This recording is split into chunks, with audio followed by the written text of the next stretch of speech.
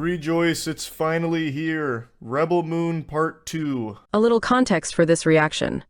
I did a previous video in defense of the first Rebel Moon from the Moist Man's criticisms, but this time around I'm pretty much in lockstep agreement with the Moist Man.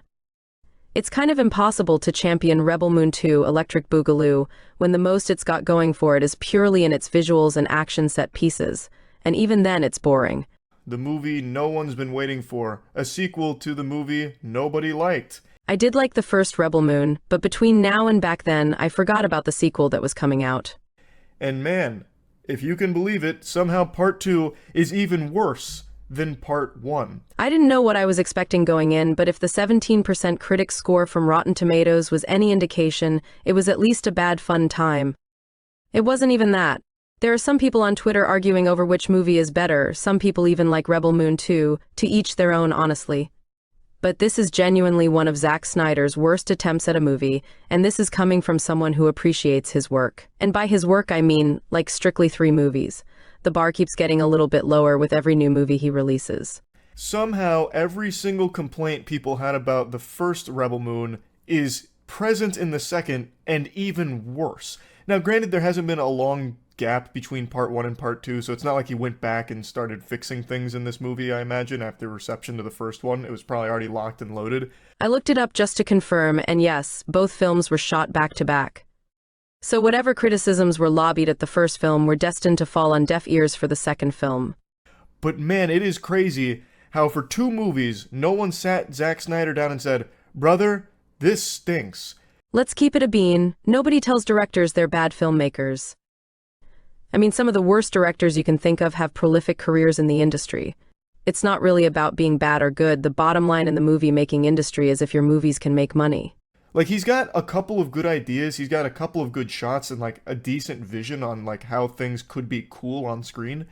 But, oh my god, it is a fucking disaster of storytelling. And not only that, it's a disaster on, like, the most basic levels of movie making. On the filmmaking side, I would argue it's not that bad. The music is there, the set pieces are fine, the visuals are decent, the acting is passable at best. This is something serviceable that would air on TV like Jupiter Ascending or whatever. Where it fails completely is in its story. Snyder really needs to find a partner who can write. He desperately needs to reach out to someone. The man thinks he's Denis Villeneuve, and he's not. First of all, the characters in this movie are more flat than this note I'm about to hit. I genuinely can't argue with this critique. It's very spot on. He's had 2 films to work with these characters, and in the first one there was no depth to them whatsoever. There was less depth to the characters in the first Rebel Moon than a goddamn kiddie pool. I disagree here. I think the first movie did a better job of showing you who the characters were in their actions. And somehow in the second one, they're even more, like, shallow. How do you do that? How do you do that? You've had 2 movies to work with these characters, and I feel like I still know nothing about them. I don't agree with his point about not knowing anything about the characters. I think that's strictly a Charlie problem, because the character archetypes are horribly plain and simple. However, my point here is that since the movies were filmed back to back, you could argue that these movies were written at the same time. So chances are Zack Snyder had a lot of time to flesh these characters out and add cohesion to the story, but didn't. I think ever since his cut of the Justice League dropped, he's taken to writing things being long as hell for no reason. No one will try to stop him because of how successful that movie was for HBO. He really needs someone to help him trim his projects down, and to craft his stories in a way that makes sense, and are told better narratively. I am more familiar with the strangers in my Rainbow Six Siege solo queuing lobby when they talk to me in text chat than I am with the characters across 4.5 hours of watching Rebel Moon. I learn more about those strangers in solo queue. I think that's just a skill issue on your part. Than I have from the characters in these movies. I don't even remember any of their names. I'm gonna be completely honest here, I don't either. I genuinely forgot who Jimon Honsu was supposed to be as I was watching the movie. I only know the main characters' names, like Archelaus. I just nicknamed her Rebel Moon, cause why call the movie that, if that's not her nickname? What is Rebel Moon supposed to even mean? Or like the villain Atticus, or the robot James, which is I'll get to the James in a moment, but it's so weird. Zack Snyder fundamentally fails with 2 movies to do what most directors can accomplish in a single episode of a TV show. Baby, you're literally capping to me right now. and that's make you care about some characters. And it's not for lack of trying. I actually made a note of this because I found it so laughably pathetic. He is just unable to write good characters or write a compelling story around them. He tried to give them some depth in a... I have to set the stage narratively. So this movie is all about, oh, super surprised, the big bad guy from Rebel Moon 1 isn't dead. We knew that. He's coming back. They have 5 days now to prepare the village and, get the grain protected and have this big war that's going to unfold on this planet. So the movie is mainly just prepping for that. It's really fucking boring. It is a snooze fest. I'm surprised he doesn't bemoan the harvesting grain montages. These montages are arguably the most excessive Zack Snyder has been with his overuse of slow motion and slow pacing visuals in any of his films that I've ever seen.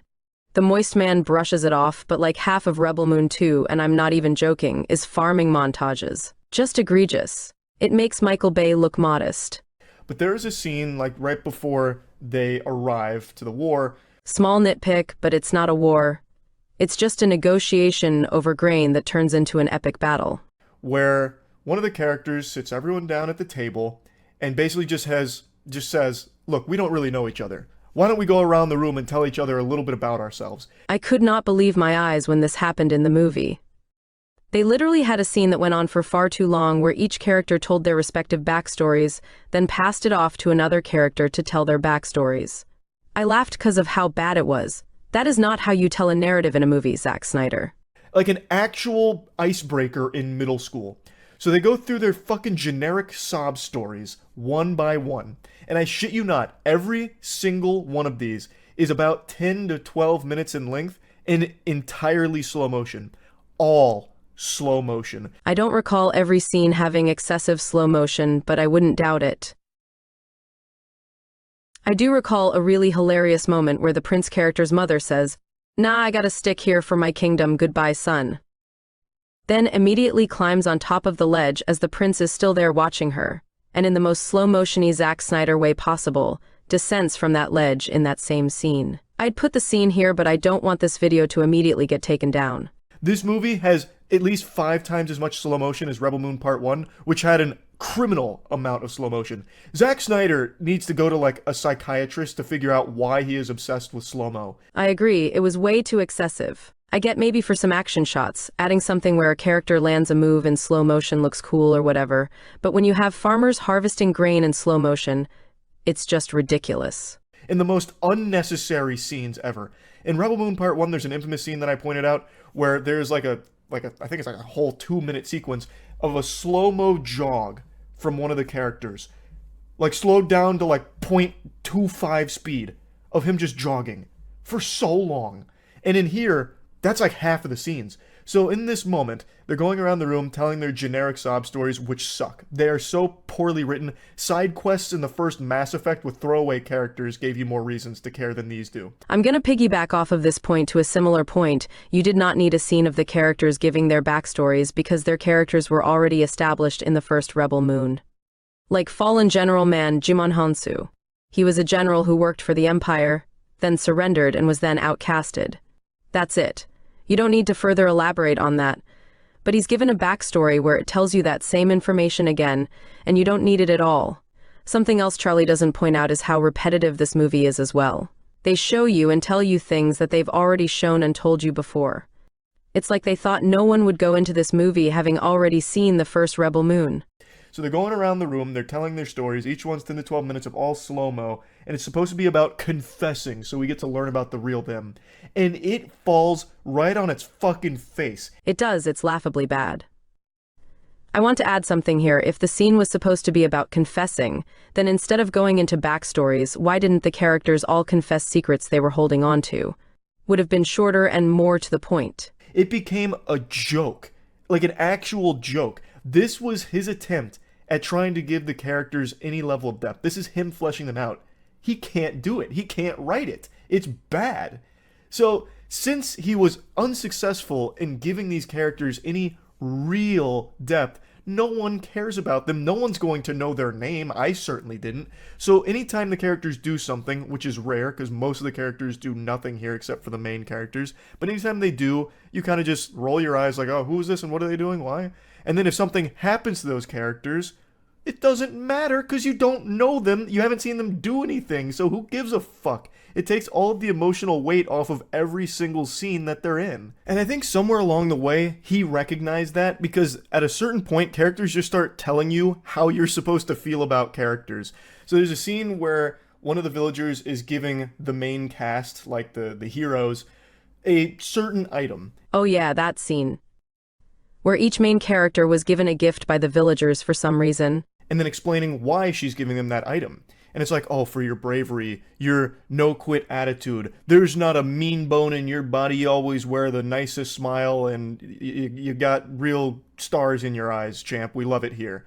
And it's like, what the fuck do you mean? We've never even seen that from this character. What are you talking about? You also never seen this from the character. They haven't done anything. They haven't done shit. And you're talking about how they're like super strong, super nice, like an incredible warrior. You haven't fucking seen it. It's not just that, but also at the time when the heroes arrive to the village, they barely know any of the villagers.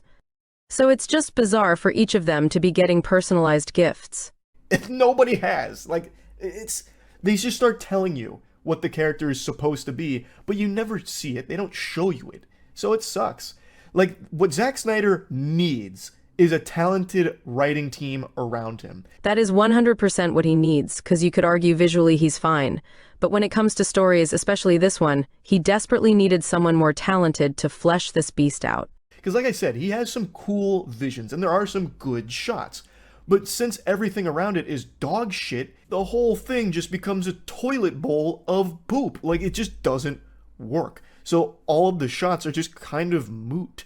If he had a team of writers around him that kind of wrangled in his visions and like actually fleshed them out, I think he could have something here with Rebel Moon. I don't know if he necessarily needs a writer's room, but he definitely needs someone like James Gunn to come in and help him fix his stories. Because I do agree here, there is something interesting in Rebel Moon, but unfortunately, Zack Snyder doesn't have the writing capabilities to make it a good series. But since it seems like he's only surrounded by a bunch of yes-men, we're gonna keep getting fed this slop, and it is slop. If this one doesn't perform as well as the first Rebel Moon did, then we might not get another one. Netflix is known to cancel their series, even their successful ones. I do know Zack Snyder is planning for 6 of these movies, and he did put in sequel bait at the end of Rebel Moon 2. But Netflix might go back on their deal because they're Netflix, and especially now that they have their One Piece and the last Avatar adaptations that are both successes. They might not have use for him anymore to bring in a new audience. I don't know, I'm just spitballing here. I don't know how Zack Snyder has like this cult following that he does that's brainwashed into just loving everything he makes. Literally anything or anyone can have a cult. There is a cult that is centered around an overpriced thermos. People get way too over-emotionally attached to anything or anyone, and cult mentality forms. It's just so odd because under every possible spin of Rebel Moon, it's just bad. Like, there's no real arguments you can make for it being good. Even at the most basic level of action, it fucking fails at. It's boring. The action scenes in the first movie were a lot better.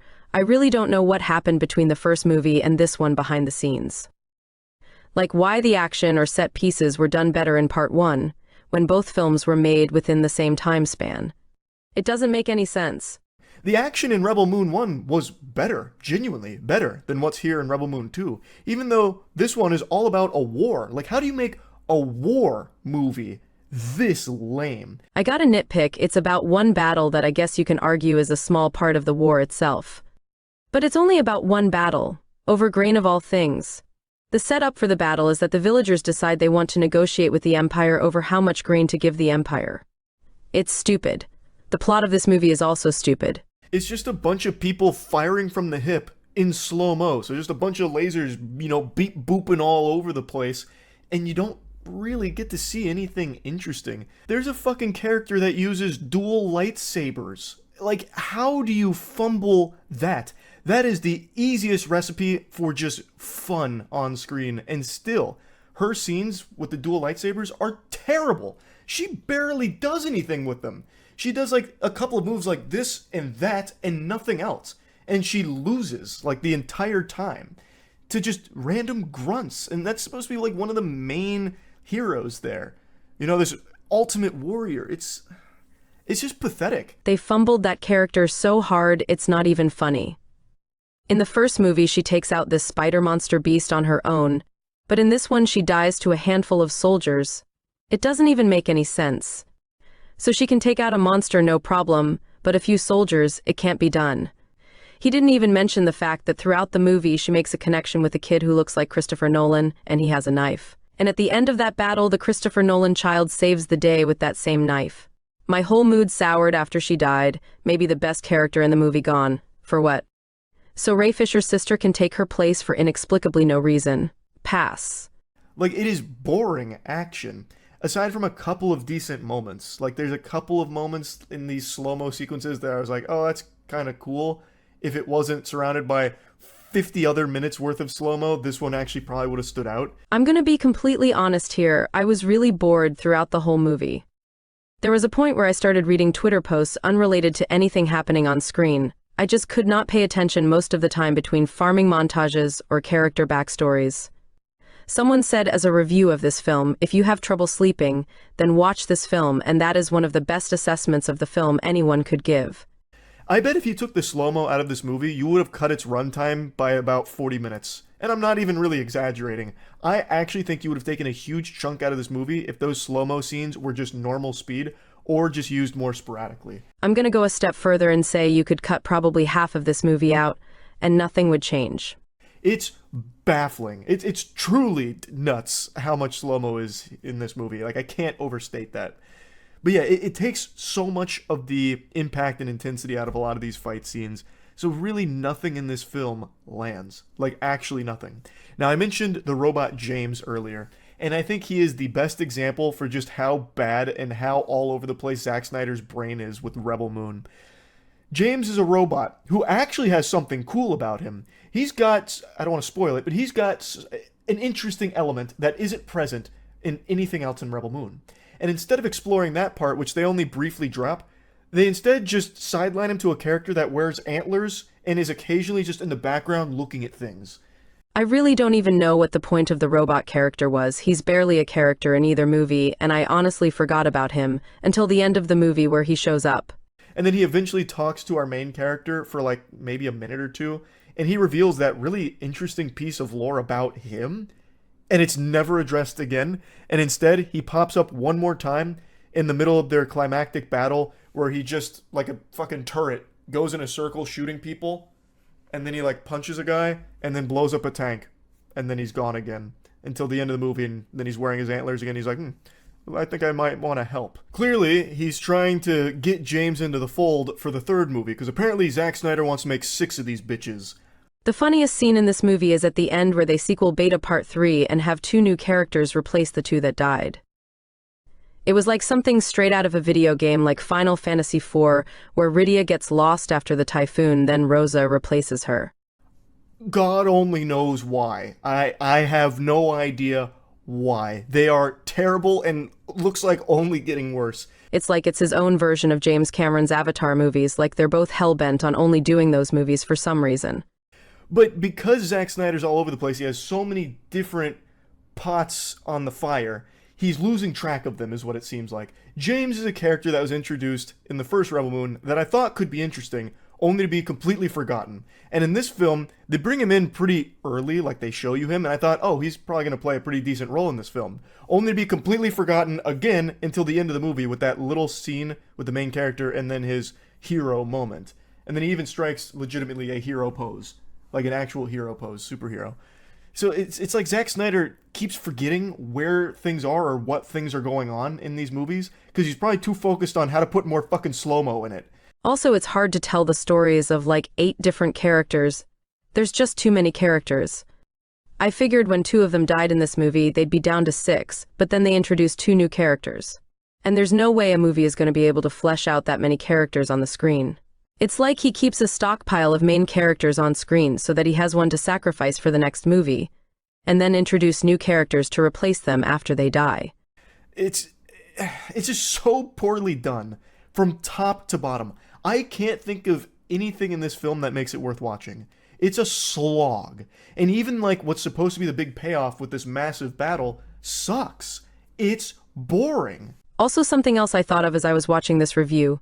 Rebel Moon 2 is almost scene for scene the same movie as the first one. Even the battle at the end between Rebel Moon and General Guy is the same with the guy dying at the end. I would say the first movie had less farming montages, but now that I think about it, it did have some farming montages. It's that trope where movie sequels are always just a retold version of the first movie. Anyway, I'm not going to keep ranting about Rebel Moon Part 2 here, but I do also want to mention something, the name Scargiver. So Rebel Moon Part 2 is called Scargiver, and do you want to know why? Because fuck you, that's why. It's called Scargiver because the Rebel Moon girl gave Atticus Finch a scar when she, quote, killed him at the end of the first Rebel Moon. There's actually even a scene where Ed Skrein says it in plain black and white. He says something to the effect of, "I guess I'll just keep this scar by the one who gave it to me, for she is the scar giver and I will kill her." Some shit like that. Also, Charlie didn't even mention where they recreated the Maria scene from Sonic Adventure 2. It was hilarious. Also, something not mentioned is how awful Rebel Moon is as a character in this movie. She's a coward the whole way through. She always runs away, whereas in the first movie, she's more heroic. Well, anyways, that's it for me. Hope anyone who watched this got something out of it, because I got absolutely nothing out of watching Rebel Moon 2. Thank you and good night.